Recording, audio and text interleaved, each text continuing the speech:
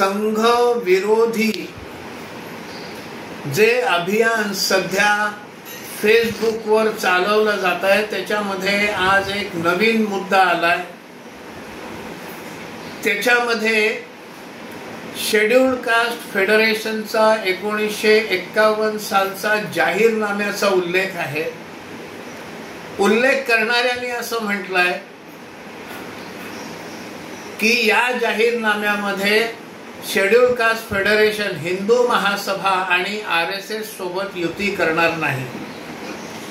इथे ही गोष्ट पहिली लक्षात घेतली पाहिजे की RSS हा राजकीय पक्ष नाही, त्यामुळे युतीचा संबंधच येत नाही। पण नंतरच्या परिच्छेदात ते म्हटलंय ते अधिक महत्त्वाचं आहे। त्याच्याकडे मात्र सोयीस्कररित्या दुर्लक्ष करून अर्धसत्य सांगितलं जात आहे।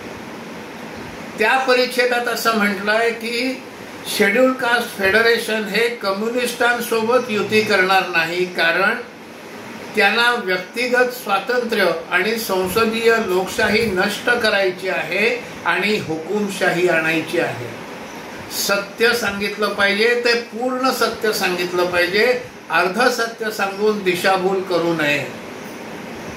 आज विरोधाभास असा आहे की अनेक कम्युनिस्ट मंडळी ही दलित चळवळींमध्ये, आंबेडकरवादी चळवळीमध्ये घुसलेले आहेत आणि ते या चळवळीची दिशाभूल करतायत, या चळवळीला भरकटवतायत आणि दुर्दैवानं चळवळीतले अनेक लोक हे कम्युनिस्टांच्या नादी लागून चळवळ ही बाबासाहेबांना ज्या दिशेला जायला नको होती त्या दिशेनं नेत आहेत।